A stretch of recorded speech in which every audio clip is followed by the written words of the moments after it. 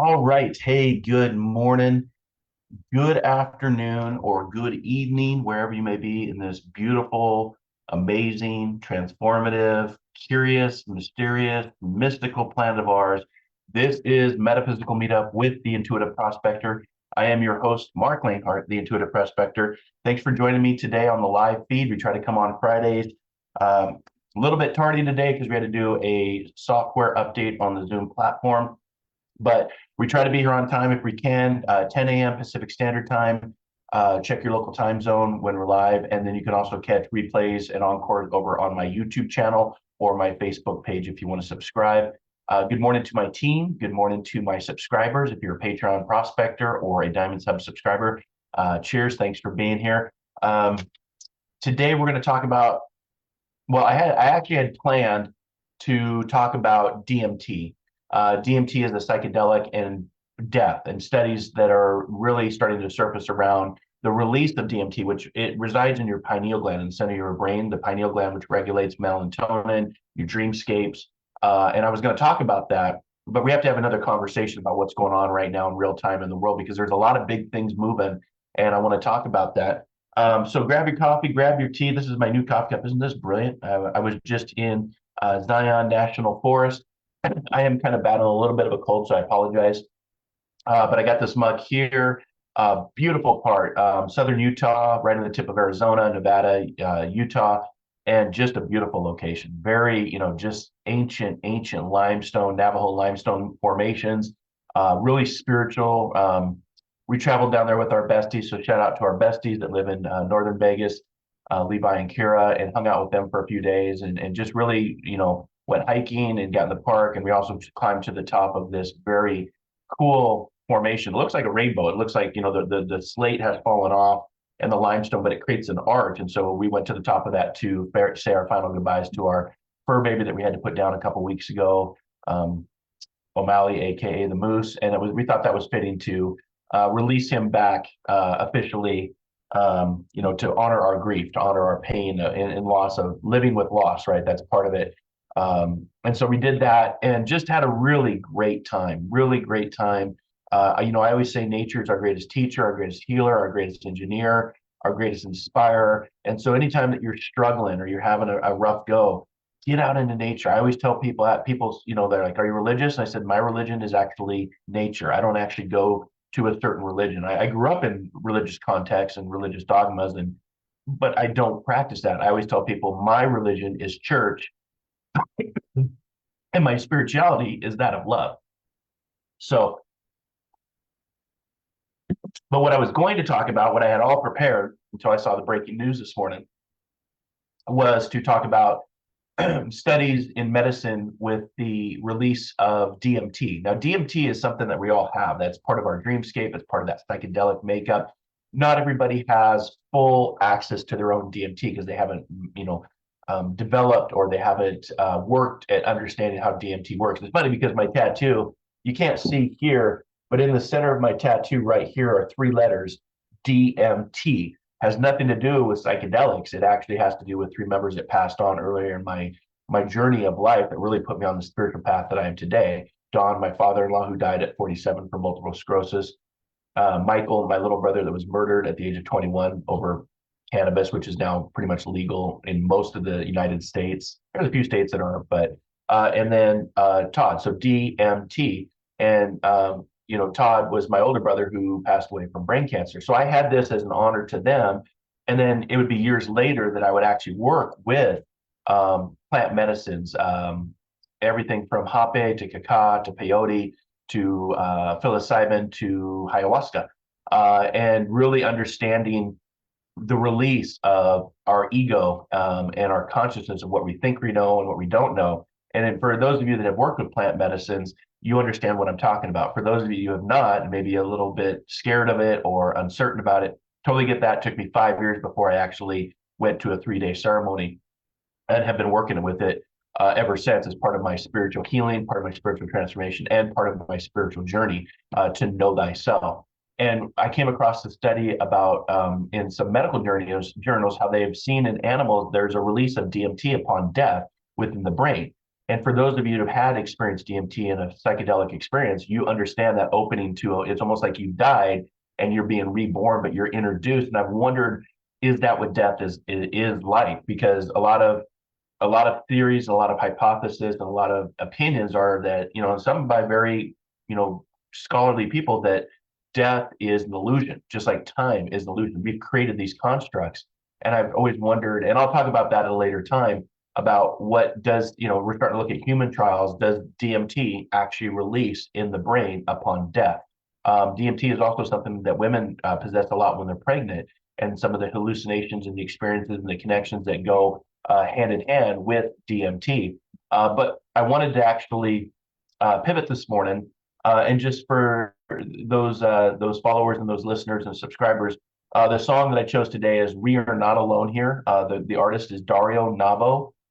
It's more cinematic because I woke up to the breaking news that this current president and his administration have ordered the Department of Justice to release all records pertaining to UAPs, UFOs. We used to call them back in the day, during my time growing up, Star Wars, Star Trek, Close Encounters of the Third Kind, which was brought out in 1977. And it's funny because that was one of Spielberg's first movies, was based on aliens. And in just a few months, he's releasing one of his. He's getting up there in age, so I don't know how many more movies he's going to make. But the next one coming out is called Disclosure Day, and I think the timing of all of this, the universe doesn't speak to us directly. It speaks to us through synchronicities and coincidences and signs and symbols and synergy and everything that's going on. Even with the distractions of all the world distractions that are going on, I found it fascinating to wake up to hear that the president is going to release. He's ordered his Department of Justice. I know, take everything with a grain of salt, to release records pertaining to this long mystery that's been ongoing. The cover up here in the United States has been going on for 70 plus years, but worldwide, the phenomenon has been going on for thousands of years, tracked back to cave paintings and tracked back to, articles and pieces of art. This phenomenon is one of the biggest questions we've asked of our time. And what I find funny is, just a few months ago, the Age of Disclosure documentary on Prime came out, was one of the most viewed documentaries on Prime. A couple of years ago, when the UAP phenomenon, which stands for, it first started out as unidentified aerial phenomenon. Well, we know through witnesses and through testimonials of whistleblowers, congressional oversight hearings, that they've now changed it from unidentified aerial phenomenon to unidentified anomalous phenomenon, because these vehicles can go from space down through air and into the sea without any changes. We don't have technology today that can do that. And if we do, then it's a very secret black ops government type of scenario, which is the case. But what's more interesting to me is that I call it the drip, drip, drip. And for years, I've talked about, starting back in like 2018, I said during our roaring 20s, this decade, that we would learn as a civilization that we're not alone in the universe. Now, some people agree with me and other people call me batshit crazy. That's okay, because I'm curious about all things in life, seen and not seen, including everything from Loch Ness Monster to the Yeti and Bigfoot, to my own experience, my own personal experiences with UAPs off the coast of Puerto Rico back in my Coast Guard days, back in 1999, that I've talked about several times. But things that are seen and things that are unseen, things that are metaphysical, things that you can prove and things that you can't necessarily disprove, but you know that there is an awareness, there's a feeling. And these conversations started to come out back in 2017 when we got our first look at this UAP that was traveling, defining the laws of physics and gravity and technology as we know it today, even where the pilots were like, look at that thing move. And then Congress got involved. Then we realized that there was a UAP recovery program, Black Ops, uncovered, just follow the money. And now there's money put forward, and a report was put forward. It was only 25 pages back in, I think, 2024. But it was starting to have the conversations, and awareness is the greatest agent for change. And when it comes to spiritual topics like this, or metaphysical topics like this, people can speak to them, especially people that have had their own personal experiences with this. But when you start to back it up with science and that spirituality, make that connection, that's where I become interested, because I think you have to have the science aspect of it along with the spiritual aspect, just like what Carl Sagan taught about and preached about and wrote about many, many times, about how those two need to intersect to bring forth change and transformation and evolution and consciousness of who we are as humans. And I believe during our roaring 20s that we would call this age the age of transformation, ascension, a more great coming together. And I know it doesn't seem like that now with everything going on in the world and, possibly a new world war or a civil war, or revolution, or rebellion. But I also see a lot of good coming from this. And it was just a few days ago that the former president was on a podcast, and I had, I follow a lot of different, my algorithms are set up based on what I follow in news agencies.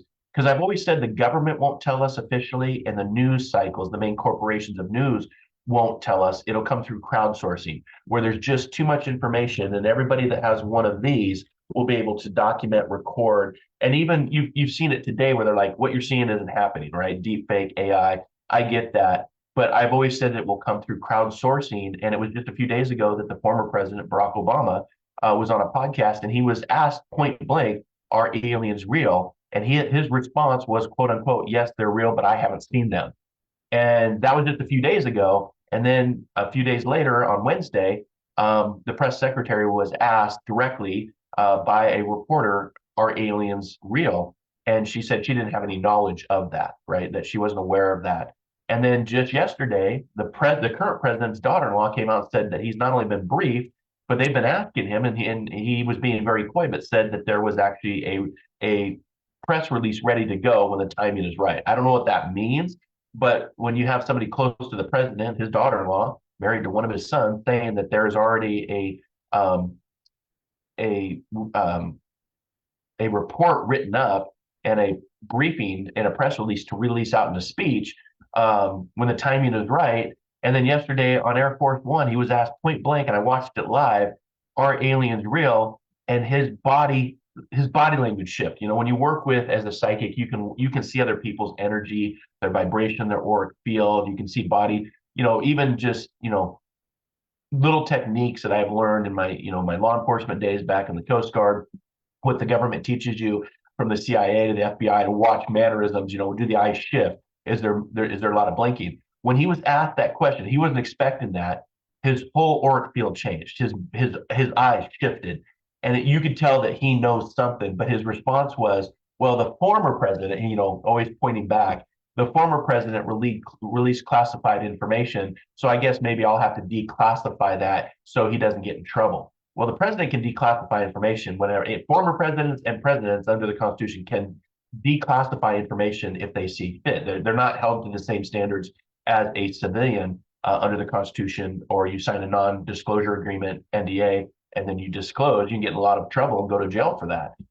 So I thought it was interesting that over the course of the last 72 hours, you've got a former president saying, yes, they're real. You have a press secretary saying, we're not sure, I don't think so. That would be fun to know at a press conference. And again, these questions being asked in front of an audience of millions, again, crowdsourcing.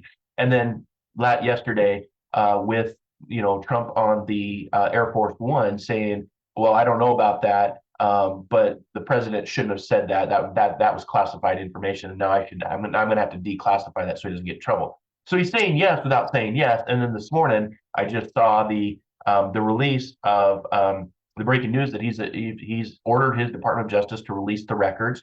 Don't know what those are going to indicate. Don't really care what's in the records. I think it'd be great that they finally release this. But this is a conversation that's been going on, and for those of us that have had the experiences and connect personally to this phenomenon, it's quite transformative. And I want to share with you what are some of the impacts of realizing what happens when we have that first official public first contact. I think first contact took place years ago. Some of the major corporations today were involved with Roswell back in '47, Motorola, Raytheon. These are big corporations, Lockheed Martin. There's a lot of companies that have built based on the technology of going to this over the span of 100 years, right? And one of the, some of the applications are going to take place. Now, some of you may be thinking, oh my gosh, this is scary. This isn't a scary episode. I'm not trying to scare anybody, and this is not a doom and gloom, because I personally, honestly think that if they were hostile to us, and I think that they've been here, they're not from outer space. I believe personally, because there's so much of the planet we have not explored. Just being in Zion, I was just like, oh my gosh, this is amazing. but the planet is 70% water, and the whole backside of the planet where the Pacific Ocean is, the Pacific Ocean is bigger than all the continents combined, landmass. And we have not explored that part of the ocean, to depths that you could easily hide deep down in the ocean. Like I said, my experience took place off the tip of the Bermuda Triangle, Puerto Rico, called underwater submerged objects, USOs, which I witnessed, orbs of light, and then went into the water. Um, Deep down in the earth, there's just business on. There's many places to hide. And again, this phenomenon it's one of the biggest, oldest conspiracy theories known to mankind. I just love that we're having conversations at the highest levels of our government and other governments that have already come out. Canada, the UK, they've already come out and have been talking about this as well. And I don't believe that they're hostile, because if they were hostile, I think they would have intervened on our behalf when we became a nuclear power, when there was a race for the atomic bomb after World War II, when we ended World War II almost 81 years ago. We dropped the bomb of an atom bomb that ended World War II. There was a lot of UFO from that point on that really started. Again, Roswell was in 47.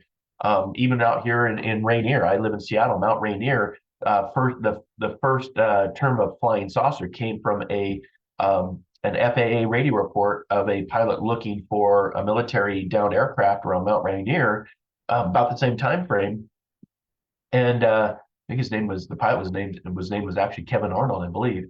And he had reported seeing these 9 silver discs that were hovering around Mount Rainier. And he actually went on the air and said, I'm seeing what looked like flying saucers. So, if I'm looking straight at you out, Mount Rainier is directly in front of me, literally. And so the term flying saucers has been around for a long time. This phenomenon has been reported all the way from Eisenhower through Truman after the war ended. There's a lot of conspiracy around that. I just love that we're having conversations at the highest levels, because that shows ascension. That shows that, the ignorance and the ego to think that we're alone, and the arrogance to think that we're alone in a universe that's mathematically incomprehensible and billions and billions of years old. It would make sense that we would have a species that would evolve and be farther evolved than we are. It could be us from the future, observing us, make sure that we don't, screw it all up, right? I don't know that to be true, but these are many different theories. Do they look like us? If they're from the planet, then yes, they would more than likely look like us, because science teaches us different planets have different environments, different gravity, different, so therefore they would look different. One example I can give you that would be a difference is the octopus. The octopus is the only species on the planet that has no cousin DNA to any other species on the planet. They have 3 hearts, 2 brains, and they look alien, right? They look like they're from a different place, but they're also very intelligent. They have logic and problem solving capabilities and empathy. And have been around this planet. They've said if we didn't survive, out of all the creatures that would probably survive millions of years from now, would be the octopus. Um, and so that's a great visual example of what an alien might look like, because they live in a different, environment than we would. They breathe liquid, but we also once breathed liquid in the womb for 9 months, and then we started breathing air. But it could be us from the future. It could be, just a technology that is so far advanced that we're just now getting the tools to start becoming aware that they've been observing us. And again, these have been tracked for thousands of years. You can go back to the cave paintings in Australia that talk about the star seeds, the star beings, indigenous cultures that have talked about this for hundreds of years before we settled this part of the world as white men. There's portals around the planet. Easter Island, Stonehenge, Mount Shasta, Peru. I'm thinking Skinwalker Ranch, Sedona, Arizona. These are all hotspots that have phenomena that we don't necessarily understand. And us as humans, when we don't understand something, we usually go to that fear-based, belief system. How, a movie we saw, a Hollywood movie we saw, or how we were raised, or religion. And I think that personally, this is all about ascension, evolution of our species to reach what we would call a civilization 1 standard. There's the scale that actually measures where a species is. We're not even at a civilization 1 yet. There's up to 5. You can look that up, do some more prospecting on your own. However, we're about 100 years away from reaching that civilization one. I can't remember what it's called. It starts with a K, like the Karshastic scale, or it was proposed by an astrophysicist years and years ago. Kind of like what the Dyson spheres that I've talked about previous. If you follow my work, you can go right here to marclainhart.com to get articles and podcasts. I've been talking about this for years. The secrets of Antarctica, the Dyson spheres that I believe that the James Webb has already seen and discovered, that is based on energy, and a civilization two or civilization one species would actually harness the energy of their planet, which we know Mother Earth has energy. That goes all the way back to Nikola Tesla and his Tesla rods, showing that the Earth, we should have free electricity, is what I'm saying. But our planet can harness electricity, and you can see it with our atmosphere, the borealis lights. But this phenomenon has been going on for many, many years. And I just love that we're finally now having conversations. Whether you believe it or not, it's hard. You got to take a grain of salt. Even take a grain of salt with what I'm saying. But I can tell you from my own personal experience, my own education, my own um, following of this phenomenon for over 20 years, I think it's pretty enlightening to have conversations to finally realize that, yes, we are not alone in this universe. We are not alone on this planet. And we've been observed for thousands of years, recorded. Again, not Mark's opinion, recorded. Ancient Aliens, the show that's on, has done a really good job of pointing back from the pyramids that are in Egypt to the pyramids that are in Antarctica. Show America, showing that there are probably ways of dimensional, you know, um, bending space and time to travel. Skinwalker Ranch, the 5 seasons of that, the physics, the scientific method that they're using. And I don't believe they're hostile, because I believe they would have stepped in and intervened back during the nuclear age when we dropped the bomb and then became nuclear powers. Us, China, Russia, we've got a lot of nuclear weapons. And this planet is very special. A lot of people like myself believe it's not about us as humans, it's about the planet itself. The flora and the fauna that this earth holds is a very special place. And if you look at the rest of the universe, a lot of these planets, are very desolate or dry or hostile. And then you have in the Goldilocks, third planet from the sun, this ability to sustain life, but have the planet be protected by an atmosphere where other planets don't have that. And even Hawkins talked about, he's always thought that our makeup of who we are on this planet seems to be very specific, almost like it was created specifically for us as humans. And so, you start to have these conversations, and people will go to that doom and gloom or that fear, false evidence appearing real. And when I have a fearful moment, there's real fear, fight, flight, or freeze when you're in a real situation, which I have been in my many journeys as a prospector. There's those are three real things that you're going to do. You're going to fight, flight, or freeze, right? Because you're so overwhelmed. But anything else is created up here in a construct. And I think it's fascinating that we're having conversations, and I don't believe them to be hostile. And I believe that if your free will and choice is to start asking questions or start setting intentions to have contact, I don't believe it's going to be forced upon you. I think they're intelligent enough to say, we will come to you when you are ready, and we will work with you. My development group that I have, Amazing Spiritual Growth Collective, is we actually have done CE5 meditations. CE5 is close encounters of the fifth kind. There's 5 kinds: CE1, CE2, CE3, CE4, and CE5.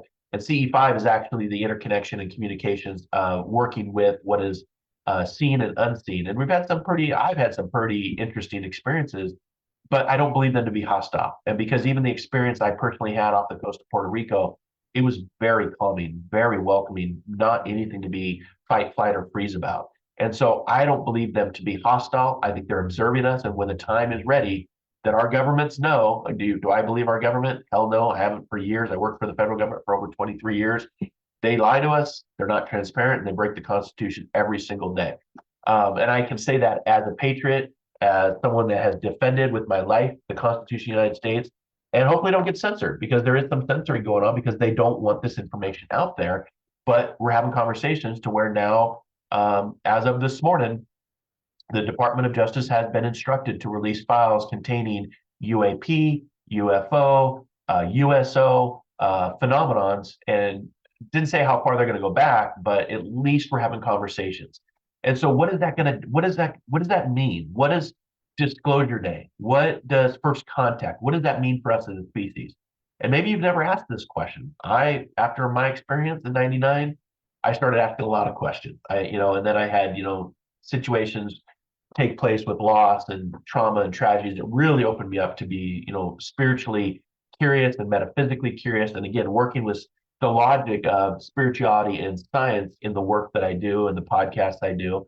And I think that, some of the implications of first contact with what we would call aliens, UFOs, extra dimensional life or beings would be profound. It would be multifaceted, and it's going to affect human civilizations in a few different ways. And I put together a list of potential outcomes. Now, again, this is forecasting. This doesn't make it so I do a lot of forecasting. A lot of people have been coming back to me like, Mark, you talked about this years ago, and it looks like you were right. So I get to write a little song that says your conspiracy friend was right. My tinfoil hat has become very fashionable, right? But we see things ahead of time before they happen. And I've talked about many things from first contact in our roaring 20s, a new world war in our roaring 20s, a possible civil war, rebellion, or revolution here in the United States, with states, succeeding from the Union. I've seen this, but I've also the great coming together. And one of the things that we're going to see of potential outcomes, if this comes to pass, again, you've had now two former presidents, actually not just two, because Jimmy Carter also is on record as saying he had an experience before he was president with an extra dimensional construct. UFO, UAP. Several scientists have come forward that used to work for these corporations have stepped forward. That documentary on Prime, if you've not seen it, I highly recommend it. The Age of Disclosure and the Day of Disclosure, because they interviewed 32 top-ranking members from Congress to academia to the military. We're talking two-star admirals.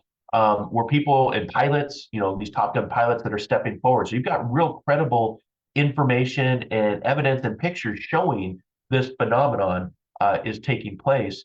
But do your own research. But I think that even some of the astronauts, we're getting ready to send Artemis 2 back to the moon. They yesterday had a successful drill to refuel the rocket, like they're getting ready to. So supposedly they're going to be launching in early March to send 4 astronauts back around the moon, something we haven't done in 50 years. And Buzz Aldrin, the second man on the moon behind Neil Armstrong, is quoted saying we were told not to return to the moon. So yet we're sending Artemis 2, which is the twin sister. Artemis in Greek philosophy is the sister of Apollo. I didn't know Apollo had a twin sister called Artemis, but they're sending Artemis 2 in just a few days back to the moon to circle the moon and start mapping the moon for a colony on the moon. So there's a lot of moving parts that are these coincidences and these synergies. And now you've got, astronauts that have stepped forward, cosmonauts that have stepped forward, and public have said, yes, there is something that we don't understand that's not of our making or of our makeup. The list goes on and on and on. That drip, drip, drip. But now we're seeing 2 former presidents. One said yes, they're real. Another one saying, well, I don't know if they're real, but I'll release all the documents and I'll have to declassify this now, so the former president doesn't get in trouble for releasing classified information. Interesting stuff, right? But here we go. Here's the breakdown: technological innovations. I think that any kind of collaboration with any kind of new technology, again, new technology, this is what we know now. Imagine what we don't know in the next 5 years. What we've seen from AI, what we've seen from algorithms, social media, from robots. My development group and I just watched the show in China where every year it's like their Super Bowl. They have a big show and they had all these robots that were actually dancing like humans. They were all choreographed and in sync together, and it looked like a freaking future film. And there was over 1 billion people watching this. You can go look it up through news sources or YouTube, and just showing the advancement of our technology. And I think our technology innovations is reverse engineered from technology that we've recovered over the last 80 years.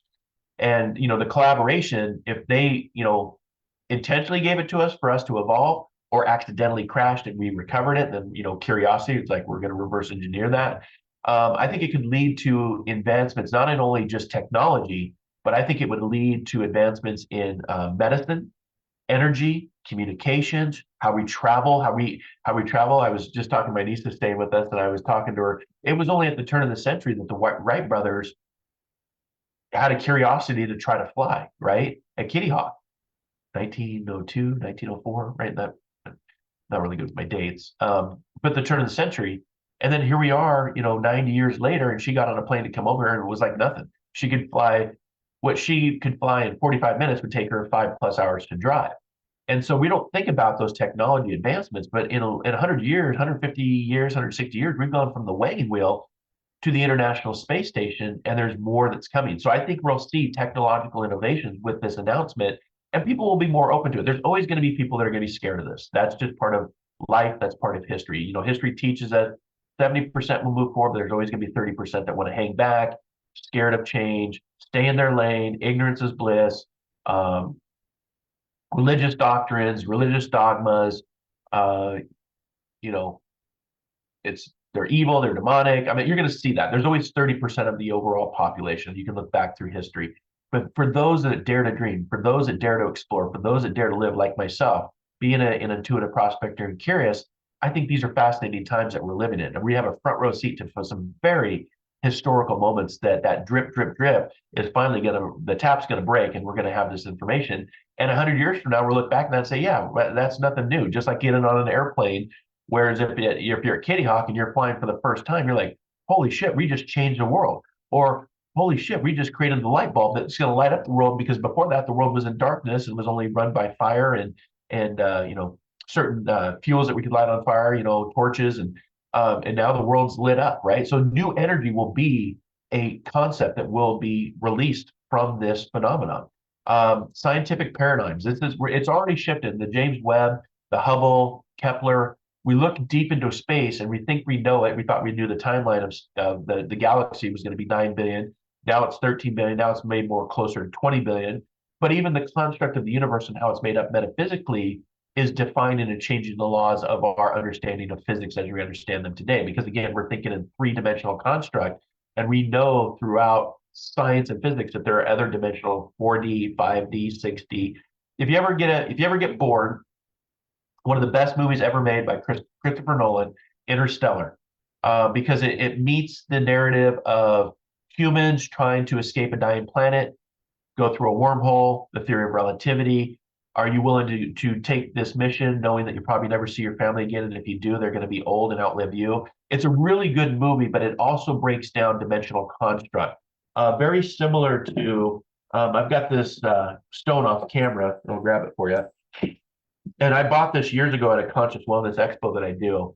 But this is what like time is made of. This would be known as a tazarac. And within a three-dimensional construct is where we are humans.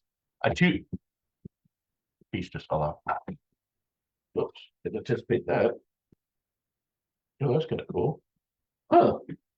That's interesting. I've never had this piece break off before, but here's the piece. But the construct, like a two-dimensional construct, is equivalent to a fish being in water. Now, a fish doesn't think, but a fish knows it needs to breathe in order to live, to be in the water. If it gets out of water, it can't breathe, so it has to get back to the water. That's two-dimensional construct. Three-dimensional construct, I don't know where this broke off from. Just put it right back here for now. Three-dimensional construct is going to teach us through first contact, disclosure to extra-dimensional beings, will take us into more constructs of understanding. And the three-dimensional construct, us as humans, we think, therefore we are, to know thyself. So we have a greater ability to think for ourselves. And I think that's fascinating. But this is called the Tazarac, and they talk about this in the movie Interstellar. And I would highly, recommend, if you're bored and curious, go check out that movie, because movies are really fascinating of telling us which was once science fiction becomes science fact. Gene Roddenberry, that wrote Star Trek, he was a known seer. His wife actually confirmed that he could see aspects of the future, and that's why he wrote about it. And that gives me hope that the future is very bright. That we're going to go through some very challenging, chaotic times, but chaos is usually preceded before great transformation. But the new scientific paradigms of physics and science and discoveries about biology and how the universe may challenge new theories, new ways of thinking, new fields of study, then I think this is going to be with robotics, AI, algorithms, technology advancements, and the news that we're not alone in the universe. That's a whole new industrial revolution. That's a paradigm shift. That's a tipping point. That's where we'll actually start to expand, just like we were pioneers to expand the wild, wild west where I live right now. 300 years ago, this was all forest, but somebody brave enough like Lewis and Clark had the finance and the courage to come out and explore this part of the world. I think that's what's upon us, is the next great frontier of the moon, Mars, and beyond. I think some of what we'll witness in my lifetime is some of the religious reinterpretations. Many religions may need to reassess their teachings and beliefs in light of new cosmic realities, potentially leading to new spiritual movements, something I've been on for 2 decades now. And again, along the way, you're going to run into people that have opinions about everything. I say opinions and egos are like eyebrows and elbows, and almost every person has one. Some people will say that that's interesting, Mark. Other people say you're wrong, Mark. Other people say, oh, you're crazy. Or other people say, you know what, Mark, you were gleaning something, you were seeing something years ago. And again, you can go back and read my articles, my podcasts, these shows on my YouTube channel to validate exactly what I've been seeing. I forecast. Am I 100% like a weatherman? Right? No. But there's glimpses through my meditations, through my collaboration with spirit, through my dreams, through my free writing, through my adventures out in nature, that all of a sudden I get these hits or these downloads, and I'm thinking, well, what am I supposed to do with these? And over the last few years, especially working with plant medicine, is long before I knew it, called to be an ambassador, to be a voice, because they knew I had the courage. They knew that I had the thick skin to do it. They knew that that I could be a spokesperson and try to present it in a spiritual, logical, scientific way. I've got over 50 years on the planet, so that does give me some credentials of life experiences. Failure, first attempt at learning, being humiliated, loss, love, living with loss, transformation, near death, out of body experience, all these things. And now I'm like, oh, that's why, because I didn't want to do this work. This is not who I thought I was going to be years and years ago. But now embracing that and understanding that this is why I was called to do this, is to also help people understand their own awakening, understand what psychic is, understand what intuition is, understand what metaphysics is, understand what mediumship is, and be able to help navigate them as a teacher, as a mentor, those many pathways. And now, along the way, I've lost, friends and family along the way too. That's part of the reality of this. That's that thick skin, and that, having boundaries and protecting your peace, because people have opinions and want to project those on you. But I think the interpretation, for example, I've had conversations where people say, well, we know that dinosaurs exist because there's actually a fossil record, but we didn't start understanding and looking for dinosaurs until the mid 1800s. So I live in Washington State. The president, Washington, that this state is named after, Washington State, President Washington, George Washington, he at his time in the 1700s, he wouldn't have been aware that there were dinosaurs because there was no fossil record. But 100 years later, we dig up these fossils and we know that there was a whole species that lived millions of years before us for millions of years. But I've had people say, well, that's not in the Bible, so therefore they can't exist.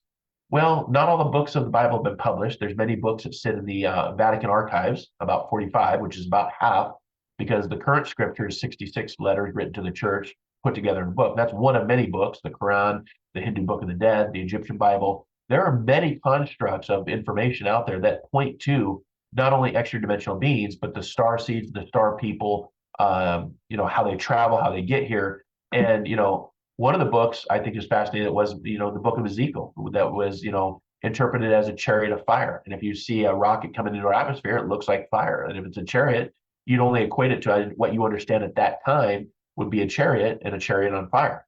So Ancient Aliens does a really good job of really approaching this topic with, there's always going to be skepticism, but approaching this with logic and curiosity and exploration. That's what I would challenge you to do. You don't have to take my word for it. I'm just sharing my experiences and my downloads and my own personal experience that I had. But I think what you'll see is a new spiritual movement from this. And again, we're at the highest levels now. There's a lot of pressure to release. And the year of the one, the year of the horse from a numerology standpoint, is all about truth. The year of the nine, which was the year of the snake, is about letting go and shedding old things, old ways of being. And we moved into the year of the horse, which means you've got a lot of power. You need to get on this horse, saddle up, buckle up, because this is going to be moving forward with a lot of truth and a lot of things that people are not going to like, or things that are going to be uncovered that people are going to like. But if you look back, you can see the drip, drip, drip through art, through movies, through literature, through paintings, that this has been going on for a long time. So it shouldn't surprise you. And if it does, then maybe that rock that you've been living under will get turned over and reveal a whole new paradigm. But I think art and literature is going to be very, very transformative once we learn officially that we're not alone. And again, I've got 4 years, so you can say, Mark, you're wrong. If 4 years from now we still don't officially have it, but I think we're getting really, really close. I think there's going to be a surge of creative consciousness, especially from the younger generations. Last week I talked about 7 years ago, and a score based on what Abraham Lincoln said at the Gettysburg Address is based on um, generational every 20 years. A score is 20 years. And every 80 years, there's a big shift in consciousness. You can go back and look through. It's been 81 years since we ended World War II, right? That was very transformative. Lots of millions of people died for a change to what we understand and live today. And I think that we're going to see a new rise in consciousness, especially from the younger generations, new genres and expressions influenced by the idea of non-human intelligence. I would love to see if there's a new, not if there is not just one species, but there's several species for those that follow this phenomenon. It'd be interesting to see if racism ends on the planet, because we know racism is very alive, misogyny, a lot of different negative terms that I could use that exist between humans. And humans are the same makeup. We just have different ways of loving each other, different ways of worshiping, other ways of not worshiping, how we look, our skin type, our hair. It would be interesting to see if racism disappeared overnight with a new species introduced that would either look like us from the future or look nothing like us because they come from a different environment. That's a case study I think will be interesting to watch because at some point humans, when we are the same, we have the same blood and the same heart and the same brain. We just have a different, makeup of our thoughts and our exoskeleton, how this flesh body that we present. Like I said, most species have one heart, have blood, with the exception of the octopus, which has multiple hearts, multiple brains, and doesn't have any relation DNA-wise to anything on the planet.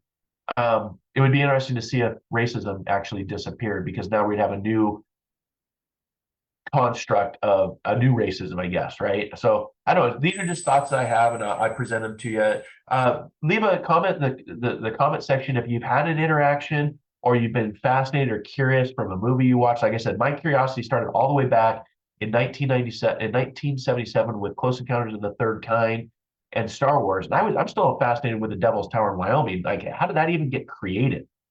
Science is not sure what created that big rock in the middle of nowhere, right? And Close Encounters, the first contact takes place behind that, right? But I think from a societal change, we'll see. I personally believe, from what I've seen, this great coming together is unity, but we'll also see division. We see that now in the world. Why some may feel a sense of global unity, like myself, I feel that there are others, especially those that are in a fear-based energy or a lower vibration of ignorance or stupidity or blindness. Emperor's new clothes, right? We know that exists in the day and age that I've talked about. Others might react with fear or xenophobia, or say that they're evil or they're demonic, with nothing to support that opinion, right? That's an allegation, that's alleged. And I think science, and I think AI will be a tool to help us understand and be able to respond with information pulled simultaneously from millions of data sources around the planet that allow us to communicate. And the reason I say that, because in Close Encounters of the Third Kind, again, Spielberg, I have always thought Spielberg had a direct line to, that's why he does the movies he does, from E.T., Close Encounters of the Third Kind, Disclosure Day coming out in a few months, which will be a phenomenon hit. I guarantee it. It's going to probably break some records.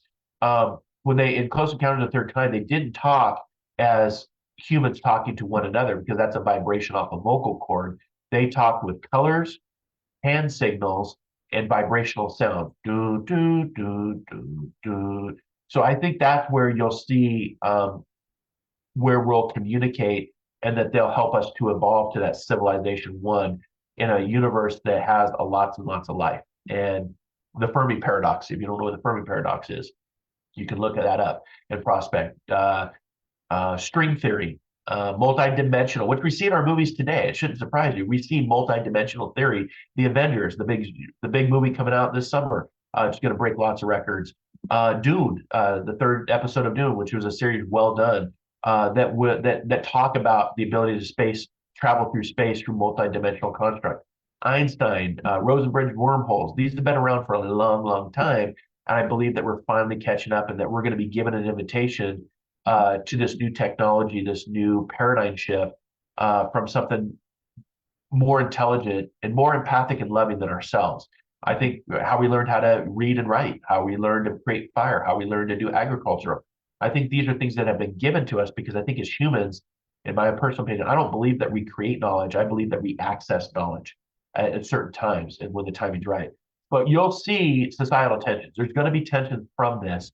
And there's going to have to be some sort of new governance model. Discussions about the governance of Earth may emerge from a political standpoint, considering how we engage with extra-dimensional, extraterrestrial civilization. That's going to be something that's going to have to be had. But when you have one former president with a span of 72 days saying, yes, they're real, and then backtracking, and then the current president saying, well, he released classified information, now I'm going to have to declassify it. It almost looks like a game and a show to me. Like they know, but it's how do they deliver it, and can society handle the truth? Because some experts think that society would actually implode and collapse if they share that information.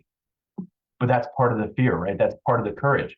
We as patriots, we as civilians of a country, we the people, we should know this. This should not be hidden from us. And it should be up to us to decide if we ascend or devolve into chaos. Um, I think we're far enough along the evolutional path that we can evolve and transcend and ascend to something bigger than ourselves. Not everybody sees that. Not everybody's on the same path as me, and I get that. But you're going to have some sort of international collaboration.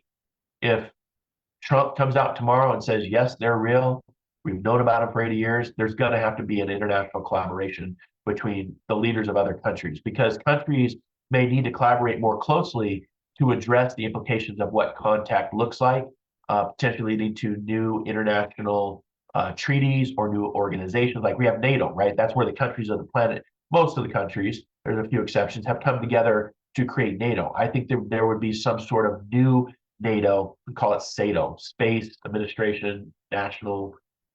I don't know, I just totally made that up, but you're with me on that. So a new way of international collaboration will have to take place. There's going to be security concerns about this. You know, nations may prioritize their defense strategies against potential threats. Like someday, you know, if you've ever seen the movie Arrival, the same director that did Dune did this movie back in 2016 called Arrival. Highly recommend it. Check it out because it's about communications and what we possibly can do that leads us to fear, to shut everything down and not have to communicate, to what can be potentially be a very bright future 4,000 years that takes place as these ships come back and just appear around the planet, called Arrival. Beautiful movie, all based on communications. But there will be security concerns because some countries may take it, especially if they're a religious country, they may take it as a threat or demonic or xenophobia, right? And other countries and people within those countries can be like, hey, this is the age of Aquarius. This is the Great Awakening. But there will be, not only international collaboration between this, but there's going to be security concerns where there might be increased military spending. I think we'll see a huge new industrial revolution for space exploration, which we're already seeing now with Apollo or with Artemis 2, SpaceX, Blue Origin.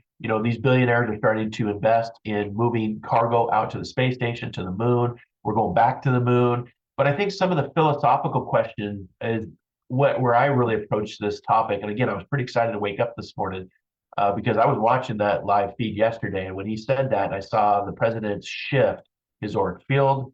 Just go back and rewatch it. You can get it up through your major news networks now. What Obama said, to what the press conference was held, to what was said on Air Force One, to what was released today to start releasing files, that tells me that there is that drip, drip, drip moment where there's going to be some deliveries to where people's consciousness change, not so much being a fear, but what can the world look like with this new information and this new technology. So leave a comment if you've ever had an experience of your own. I'd love to, give you a shout out. If where you're coming in from the planet, because we have people all over the planet that tune in and hang out. But I think the two biggest things that I really grapple with this from my own personal experience that I had back in '99 was my human identity. The question of what it means to be a human for me, was redefined from that moment. Because like I said, it was very out in the middle of nowhere, the Caribbean Sea. We were looking for go-fast boats and drugs, very what you see today. I did that, blowing up boats. We didn't blow them up. We took their engines out, recovered the cargo, or they dumped their cargo and went into the islands, beached the boat, and ran into, society. But my experience, this was at the same time that Hellbop was overhead. So the Hellbop comet was overhead, out in the middle of nowhere. I could see the stars. I could literally almost reach out and grab the stars. And what I witnessed was this dance of lights that was not a weather phenomenon. There were no other boats because we were a darkened ship. And if there would have been other boats, they came up on our radar, came out on our lookout. We logged it, and it did a dance for a good 8 to 12 minutes. I don't know. I lost track of time. And then it just went into big ball and glowed, and then went into the water and lit up cobalt blue, very similar to that color of the flag right here, right? But what it did from that point, it really questioned, like, did I really just see what I saw? Your eyes, you will question, your ego will question, am I seeing what is happening right in front of me, the reality of it, right? And the question of what it means to be human for me was redefined from that moment on, leading to, it's going to lead to philosophical debates about our place in the universe. What is our place in the universe? Where are we at on the food chain? I think that there's also going to be existential risks. And what I mean by that is concerns about the survival of humanity. Some people, theorize that we're scared of extra dimensional beings or an intelligence that's farther advanced. They're not gods. I don't believe that. I believe that a God construct would be when we leave the physical. These are organic carbon units, beings that are just farther advanced. Do they have a soul? I don't know. They may, but I think the existential risk is many people fear aliens and extra-dimensional beings because of how we treat others on this planet and how we treat animals on this planet. And they're fearful that we would be treated the same way. So you have to point that out, that existential threat or risk and concerns about the survival of humanity may rise. We'll probably see anti-protest against, they're not welcome here. They're immigrants, I would imagine it would be very similar to what the indigenous people went through when the white Europeans started coming over into their country that they had been living on for thousands of years, right? But it's going to prompt discussions about our responsibilities to ourselves and other life forms. And I think that's that great coming together that I keep seeing ahead as a forecast. Economic shifts, I think you're going to see resource redistribution, accesses to advanced technologies. And there's a race for OpenAI right now. Resources from extraterrestrial sources could alter global economy. In Star Trek, they actually talk about that, we're paid a wage to do something. We're the only species that pays to live here. But in the future, there is no monetary. You're not paid. Everybody is given the same amount, but the progression is to make the civilization of humans better, to learn, to educate, to teach, to explore, to go where no person has gone before. And I think we can definitely reach out because you're seeing even conversations today about less work days, right? The common work day, thanks to Henry Ford and the Model T back when cars started being manufactured, that's where your 8-hour, 5 days a week came from.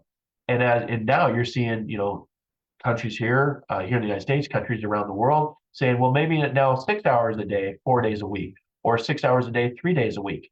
But you're only being paid a wage based on what you work. So there's going to be conversations about universal income or some sort of, because the rich can't get richer and the poor can't get poorer, because history also teaches that that's a very dangerous lesson to repeat. But I think the resource redistribution of resources, because it's going to give us access to advanced technologies of what we know and what has yet to roll out. Like I said, I watched those robots dancing in China. We're over a billion. It's like their Super Bowl, their Chinese New Year. These robots were flipping and doing stuff a human would do. That's mind blowing. But I think that you'll see a shift in what we call economics today will actually be called something different in the future. I think that we're going to also see new industries emerge from all this. The emergence of industries focused on not only space exploration, but communication and potential tourism within extra-dimensional civilizations, their planets. I mean, that could totally be a Star Wars, Star Trek moment. And it has to start somewhere, right? The journey of 1,000 miles begins with a single step. The psychology effect of it, the mental health is going to be something we're going to have to really track because it's going to really freak some people out. There's certain people I know in my life, family and friends that just can't handle the truth of that there are extra dimensional beings among us. And I believe they're among us and they're observing us and have been for thousands of years. But the realization that we're not alone could cause that fear-based energy, that anxiety, that depression, that existential crisis for some individuals. And so we're going to have to, pay attention to that and help them through that, right? That's what I love about, people that have a spiritual awakening or mental health issues. We know the indigenous tribes would encircle them in a community and help them get through their awakening, help them get through their mental crisis.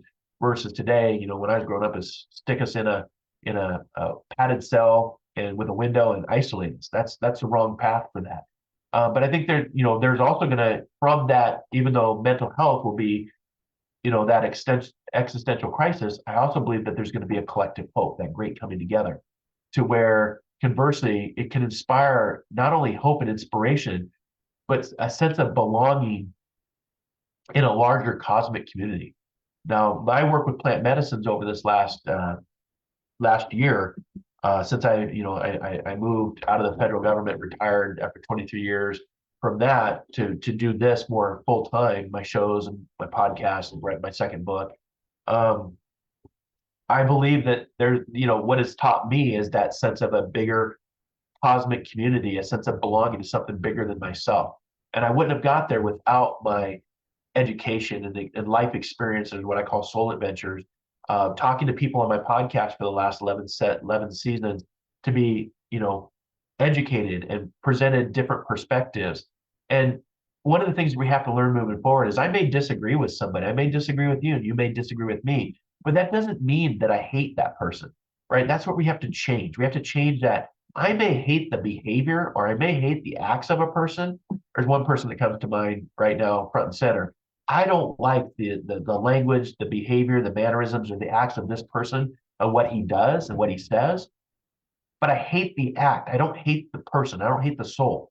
And it's that collective cosmic community because he is a part of the collective community, whether you like it or not, right? We all share a space. And, I think that collective hope of learning that we're not alone is going to be the great coming together at some point. Some of the environmental considerations that we have to take into play with this breaking news, sustainable practice, interactions with advanced civilizations might lead to a better environmental practice and technologies here on Earth. Free electricity, clean air, clean drinking water. Interstellar relationships will take place. Space colonization will start to take place. Conservation awareness. Like I just went to Zion. That place has been conserved. Thanks to Teddy Roosevelt, who made the national parks protected property because they could have been exploited and houses built on them. This place here is absolutely amazing. Like, it reminds me of Joshua Tree. If you've been to Joshua Tree, this is even more like, wow, this is amazing. And we had leaders back at that time that had the mindset to say we need to protect and make sure that those go for future generations. So thank you to Teddy Roosevelt for doing that. That's probably why he's on Mount Rushmore, right? But that conservation awareness it's just going to lead us to a greater understanding of life beyond Earth, and it can heighten our awareness about protecting our own planet. And I've heard many theories that it's the planet that these extra dimensional beings are interested, not us. They're kind of like, what are you guys doing? It's the planet itself, the flora and the fauna and the energy of this third planet from the sun that holds a very special place. Some have also theorized it's just the cosmic gas station where they fill up, go through our atmosphere, fill up on the energy, and then keep moving on. Like, don't stop at that planet. Those humans got it messed up, or we're just a nice big reality show, right? But space colonization, the desire to explore and potentially colonize, we're going back to the moon, other planets. It's going to increase, leading to renewed investment in space programs. Again, science fiction, all those science fiction movies that I grew up with watching, from Alien to Star Wars to War of the Worlds, become science fact, right? Science fiction's become science fact at some point. And I believe that, this will be the start of an interstellar relationship as well. The potential for ongoing relationships with extra dimensional beings and civilizations can literally alter the course of human history. And I'll just finish up here. Again, if you're watching, leave a comment. Let me know what your thoughts are on this. Be kind, don't be cruel. You can call me crazy, that's okay. But am I just speaking, nonsense? I don't think so, because there's a history that supports it. There's a science that supports it. There's current technology that supports it. And that just knowing, that sense of awareness of knowing that you're part of something bigger, whether we call that death or we call it heaven or we call it hell, or you don't believe in any of that, that's your free will and choice, right? And I always say I can lead a human to knowledge, but I can't make them think, and that's where I step in because I've gone past that point of thinking, past that point of ego, past that point of death. Um, and language and understanding, I believe the communication challenges is what's going to really be impactful. Is it's going to be new ways. In the movie Arrival, they talk about that. We have to learn this language. They come back to us in the movie, but it's going to take 4,000 years before they actually need us as humans to survive themselves. But it's going to take us 4,000 years to learn this new language, which is all symbols. That's what the movie is about, communication. And I think that this developing methods to communicate with extra dimensional beings, that's where I believe AI is going to play a big important role in it. And it's going to be significant challenges, but it's also going to have a huge cultural exchange. Just like I am very drawn from the culture exchange of indigenous people and Native Americans from my own work, working with the plant medicines and what comes from Mother Earth. But the exchange of ideas, the exchange of cultures and knowledge, and I believe would enrich us as a human civilization, but it can also as well lead to misunderstanding. So there's going to be a tightrope of what we're going to have to walk and to understand. But I believe that AI is coming into manifestation because it's going to be a tool to help us understand better communications with something that we are communicating with for the first time. It's kind of like, communicating when sign language was created, or the language of coding. Even just writing coding is a language within itself. Learning a different language, like I struggle with languages. I work on 3 different languages, and I've been doing it for over 1,000 days per my Duolingo app. But Spanish, Portuguese, and Italian. But it's going to be, how much we put in, we get out. But we're going to need tools as well, technology tools, to understand what they're trying to say in a new form of communications. But I believe the ramifications of first contact have already taken place. I think our technology demonstrates that because, again, we've gone advanced so far in the last 100 years compared to where we were the last 10,000 years. That tells me something changed the game. And we call that reverse engineering. But when we publicly announce that we're not alone, many of us will not be surprised at 70%, but there'll be 30% that saying it's the end of the world, they're demonic, xenophobia, fear. I would say don't subscribe to that, don't participate in that. First contact and this understanding, it can be very vast and complex. Again, what we don't understand leads us to fear. So I would challenge you to move into that fear energy and try to understand what it is that's taking place within the social construct of humanity. But touching every aspect of human society, this will reach every aspect of human society.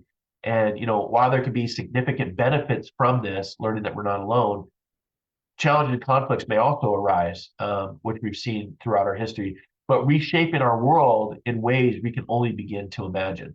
And I think of John Lennon and the song he wrote, Imagine.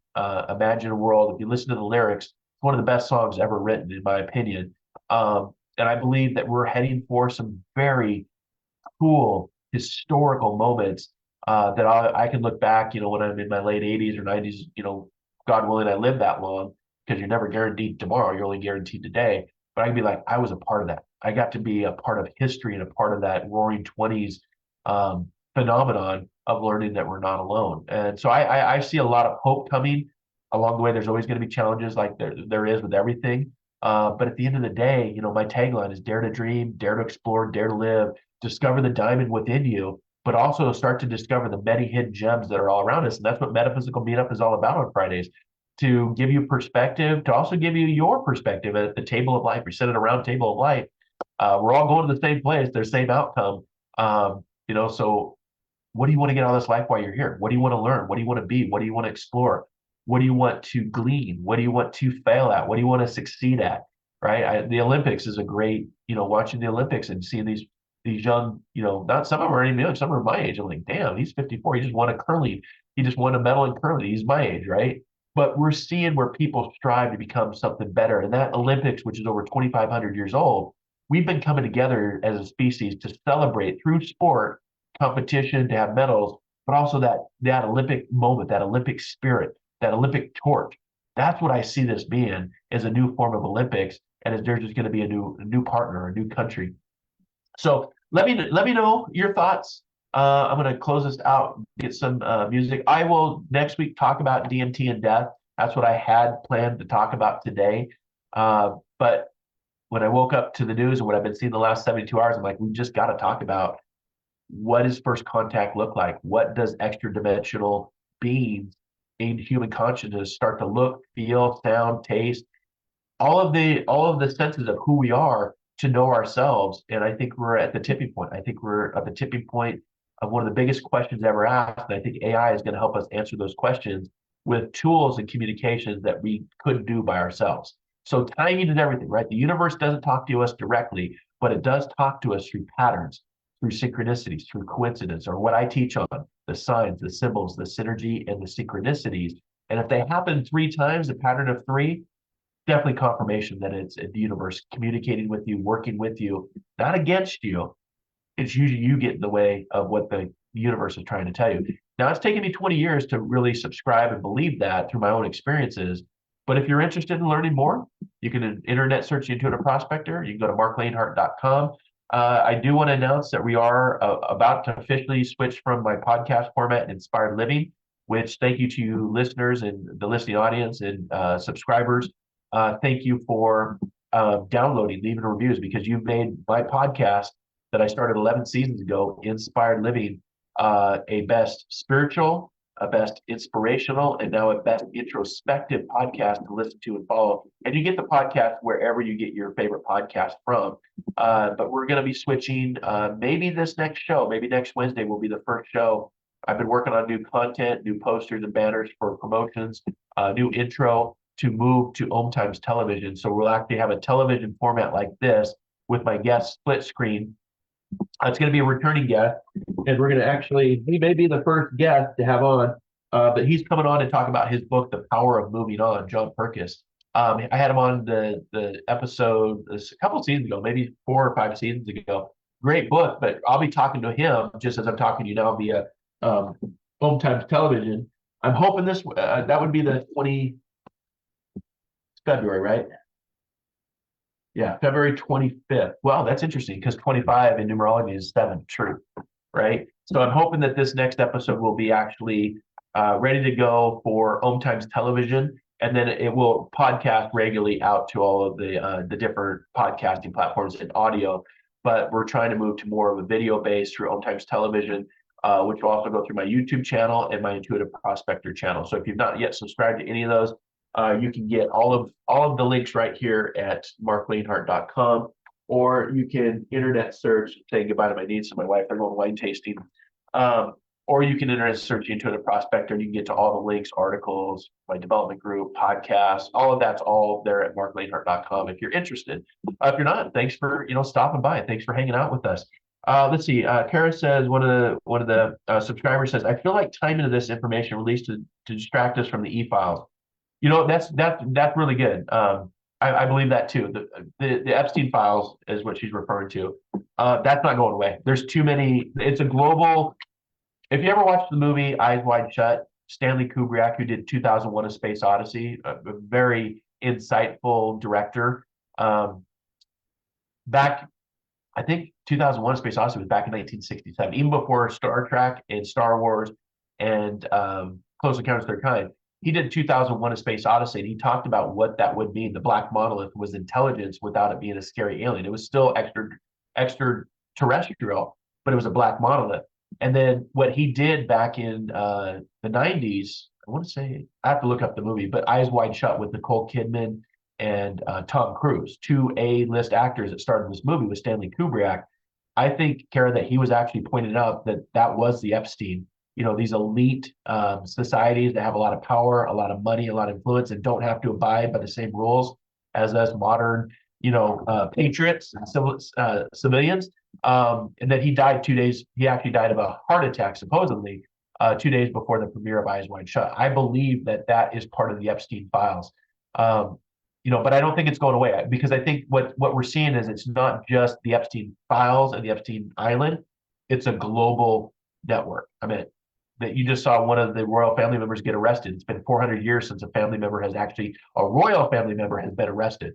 So that drip, drip, drip can be a tactic to look. I think we'll probably go to war with Iran here in the next, few weeks to dismantle Cuba, to dismantle Venezuela, to dismantle Iran. A lot of things are happening, but that won't distract. That still won't take that Epstein file. It's going to come out. It's the year of the truth, the year of the horse. Um, Somebody was even smart enough to say, and I didn't put this together, but I think it's more of a global community connection, whether you want to call it the Masons or the Illuminati or the Cabal. I think that is actually starting to come out as a real thing. And there's a lot of people in positions of power that don't want that to come out. And you're starting to see it from scientists to top lawyers.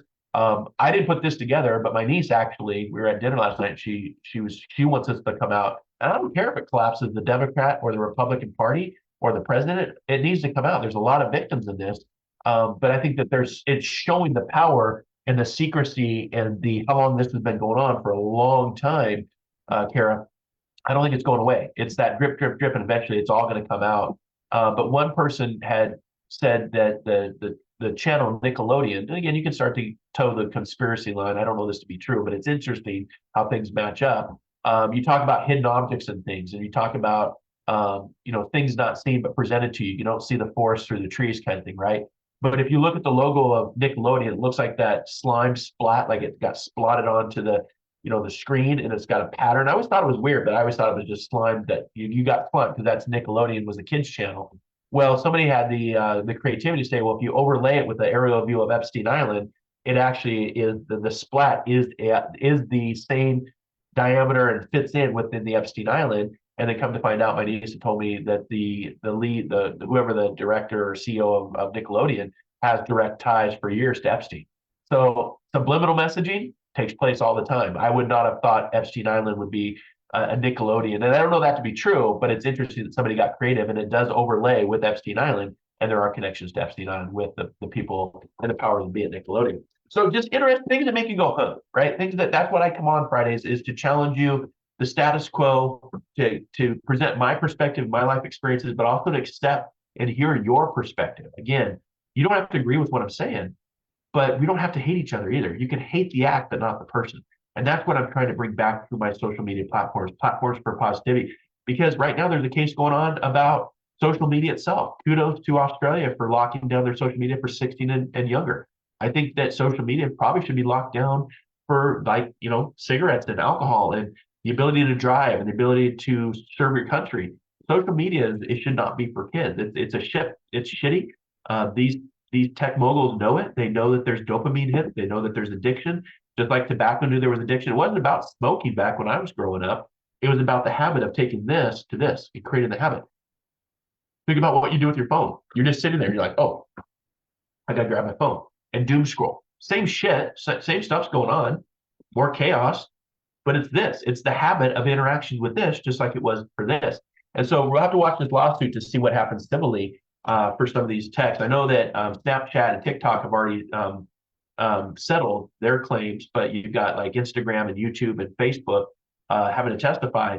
But I think it's smart. I think it's a good case study to watch to see what happens with Australia, because our kids shouldn't really be accessing. They should be learning. They should be playing. They should be socializing, not being on social media. And I wouldn't be surprised in the future if there's an age limit of being on social media, 16 or 18. I don't know. The powers that be and those that are in power will, legislative will make that decision. But we're seeing change, but that's also working through our evolution of our own technology. These are serious steps that we have to take if we're to evolve past, just like the internet, just like computing processing, just like sitting here in a Zoom platform, just like presenting on social media. They say all great civilizations have to evolve past their technology or they implode. And we're right at that mark too, right? Like this country's at 250 years. And history teaches us at the 250-year mark, most empires fail because they implode, they're bankrupt, they have too many wars, too much debt. All right where America's at, right? And again, I say United States because it's the United States. Americas includes all of the whole southern hemisphere, right? That's America. That's the Americas. I'm saying just the United States within our boundaries of our 50 states. But it's not surprising that the only empire to survive was Rome. Every other empire gets to about 250 and then change takes place. So if you look at astronomy, if you look at numerology, if you look at the Chinese New Year, if you look at, it's been 81 years, 407 years ago, it's been 81 years since the end of World War II. we are due, y'all. We are due for transformation, change, and ascension, evolution. Some will call it, the end of the world. The world won't end. Humans may end, but I don't think the world will end. The world will endure, and she has for billions of years. So, most of us have known they live among us. Yep, yep. I agree with you, Kara. But I don't believe the Epstein files are going away. I think it's going to reveal even more truths. I've always joked, I don't get political in my shows, but I've been joking like, the current president wants to put his name on everything from buildings to, I was just in Vegas. I went to Vegas, got some In-N-Out Burger. Shout out to In-N-Out Burger, by the way. But we flew into Vegas to go to Zion, and we're going by, and he's got a hotel that's all gold, and it says Trump. So he likes to put his name on everything. I'm just not sure why he's not putting his name on the Trump Epstein files, because his name and Mar-a-Lago appear more times than Harry Potter does in all 6 books. So I'm like, just name it, just own it. It doesn't mean, I'm not saying he's guilty of something. I'm just saying you're associated with it. Your name's all over it. So put your name on it, own it. That's who you are. Wouldn't surprise us. But I think that the Epstein files will continue to come out. And people have tried to stop it. Just like I equate it to the UFO files that people have been killed for and silenced for and embarrassed for and bankrupt. All of a sudden you're getting a tax. All of a sudden people are looking at your taxes because you're talking. There's many different things that they can use. Or they committed suicide, but they left a note saying, like the girl from Epstein said, if you find me and I'd never kill myself, and then a year later she killed herself. Did she kill herself? Right. So people have been silenced and killed for not just the Epstein files, but for the UAP files. But they're all coming to a head. They're all coming out. And I think they need to, because we have to clear space in order to create new space. And that's what I'm saying with this, disclosure day. I mean, just watch with Spielberg's movie. Let's see how popular. Let's do a little test. Let's do a little forecasting. Do you think that Spielberg's new movie coming out is going to be a bomb and not make a lot of money at the box office? Or is it going to be a global hit and make billions of dollars like Avatar has, like Star Wars has? When something resonates with the public through art, people will buy and subscribe to it. My forecast is it's going to be right in line with everything going on, and it's going to be a huge blockbuster hit, because most of the society, at least 70% of society, believe that it's time to reveal that we're not alone, and we haven't been alone. We've been observed, and the timing is coming into play where we have the tools to also communicate with them, for them to communicate with us without misinterpretations. But I laid out that whole list for you. We're going to play Future of AI Dreams to close the show by Lyle Workman, because the future is here. Science fiction is right now becoming science fact. A lot of things going on. Pay attention to, keep your eye on the ball. There's that old saying in sports. I remember my coach saying, keep your eye on the ball. Or when I'd be guarding somebody in basketball, I wouldn't watch the ball. I'd actually watch their belly button, because wherever their belly button goes, they'd have to go. If I follow the ball, I could get pump faked, right? But follow the money. Keep your eye on the ball. Keep your eye on things that there will be distractions, because there's a power at B that don't want this coming out, and it's slowly coming out, from the Epstein files to the UAP files. So keep your eye on the ball, and there's just too many victims of this to not, justice will have to be served. And it gives me hope when you see a royal member get arrested yesterday. He's since been released, but it's been 400 years since a royal member has been arrested. That tells me that these walls of eliteness are starting to crumble, and more unity for all humans that share this planet. So, any other thoughts? Anybody want to read it real quick? I'll start to wrap up. Happy New Year, everyone. Have a wonderful weekend. You too, Kara. Thanks for hanging out with us. Thanks for listening to me spat on. And this is a cool mug, though. Yeah, this is their symbology, right? And I love it, because this is the spiral path. The path is never a straight line. What we resist persists. The lesson repeats until it completes. That's what this is all about. But isn't this a cool mug? Very earthy. Yeah. Loved it. Bought it. See it, want it, buy it. Had to get it. All right, y'all. Any other questions? Anybody need a quick reading? If you're a subscriber, paid subscriber, you have a badge. Like you can see, Kara. Tara's got her badge next to it. She's a subscriber. Thank you for being a subscriber. So you get a reading. Again, you can go to marclainhart.com. You can get my podcast wherever you get your favorite podcast from. We'll be on the air this Wednesday. Hopefully it'll be the first Home Times television platform that we've been working on for the last couple months. New artwork, new intro. I'm excited. What else?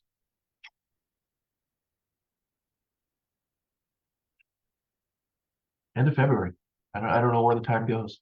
My newsletter will be coming out. If you want to get my newsletter, you can get that at marclainhart.com. But if you want to leave if you want to post a question, go ahead and post it real quick. I'll hang out for about a minute. If you want to let me know where you're from, love to know where you're from. If you want to be a subscriber, a couple ways to do that. Patreon Prospectors, there's a couple of tiers that you can join, get some insights, or Diamonds Hub through Facebook. Just click on the links. And just remember, we got, so this is the last Friday. No, wait, today's the 20th, right? What's today's date? See, when you retire, you lose track of time. Okay, it is the 20th. So next Friday will be the last show of the month, but just for my subscribers out there, if you're Patreon Prospector or Diamonds Hub paid subscriber, because I have some free members, I have members on my Patreon that are free, and you can do it free too. That's fine. You get there's some benefits and perks there. But the first Friday of every month is Diamonds Days, and that's where you can have guidance from me through the Zoom platform. There's a morning session for my international audience, and there's an afternoon session for more of my domestic audience, 11:30 and 3 p.m. Pacific Standard Time. You get that link as a subscriber, so you can come in and you get time to explore with me, to prospect. It could be psychic, could be intuitive, could be healing, could be meditative, could be asking, discussion of philosophy, could be a card pull. It's just fun, but it's my time dedicated to my subscribers the first Friday of every month for the rest of the year, and that's for my paid subscribers through Patreon and Diamonds Hub through the Facebook platform. I haven't made my way to TikTok. I probably will at some point. I've been so busy with a lot of different things, travel, medical, trying to keep up with my business, my newsletter. But I may switch to TikTok a little bit more. You get on my YouTube channel. You can join the now 50. There's over 50,000 subscribers, Patreon Prospectors for YouTube. So you can get my podcast there. You can get my shows there. These shows. So a couple different ways, but that's part of the perk of being a subscriber is that first Friday of every month is getting guidance for the month, getting guidance to help you navigate the many complexities of life, because it's off camera is my mantra. It says life happens. Life doesn't ask me what I want, but I know that I have the superpower to be flexible, to adapt, and to respond or not respond based on free will and choice. So life happens. So all right, so I'm not seeing any other comments coming in. If I missed your comment, I do apologize. It's not intentional. Hi, Tara. So I said she's saying hi, Mark, with the aliens. Yeah, live long and prosper, right? We have to do the Spock thing. So hi, Maureen. Hi, Ray. So a couple of you hanging out. So perfect. All right. Well, I don't see any other questions, so I will take that as my cue to wrap up. Thanks for hanging out. Thanks for philosophizing and prospecting with me.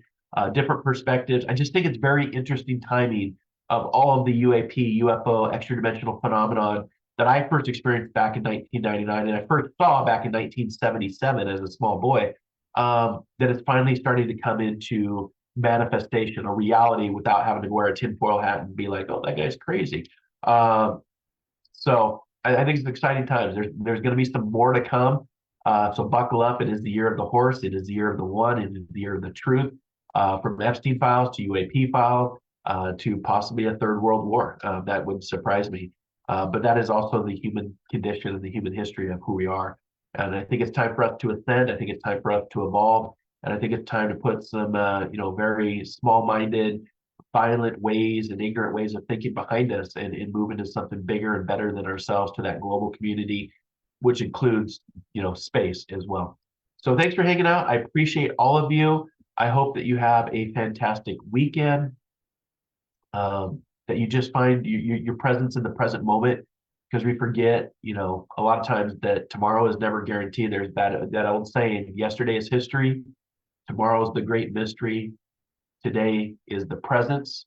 That's why we say the word present as gift, because it's a gift for today. And some of us, myself included, get so focused on what the future holds, forgetting what, the seeds we plant today create the future we want for tomorrow. So thanks for hanging out. I appreciate all of you. I'll be back next week. New podcast on Wednesday. You can also check out my book if you're interested, Between Worlds. We're called Reflections. And that's the first I co-authored this book through Best American Psychics. Cool about the book is you turn it upside down, and is it right side up or is it wrong side up, right? You decide. Or it becomes sideways like wings. So you can check out that book. I am slowly working on my second book, trying to get the time dedicated. enjoying this retirement time, right? This time I don't have to wake up and do anything if I don't want to. So it's kind of nice. So, but if you want to book a reading for me, I am taking readings now. If you followed some of the shows that have been out there, I've been interviewed a few times. There's some hidden gems discounts out there that you can listen to the interview and get that discount code. There's one that my friend Venus, and she just did a beautiful interview with me. That'll be on my YouTube channel, my Facebook page. If you want to check those out. But there is some discounts out there if you can prospect and find them. To have a booking or reading with me. And again, I'm doing sound baths too. So if you want a sound bath healing, we can do that online, or psychic, or mediumship. So I got a mediumship in person with a couple coming from middle of the state tomorrow to prospect with me. Don't know what we're going to prospect for, but that's the whole fun of it. You never know what you get. It's like a box of chocolates. So I hope you have a great rest of your day, and I will see you next time here on Metaphysical Meetup with the Intuitive Prospector. Again, dare to dream, dare to explore, dare to live, discover the diamond within, and also the many hidden gems that are all around us. And we'll see you next time. Namaste. Namaste. Go. Be kind, be caring, be compassionate, and dare to dream, dare to explore, dare to live. All right, y'all. We'll see you next time. Ciao.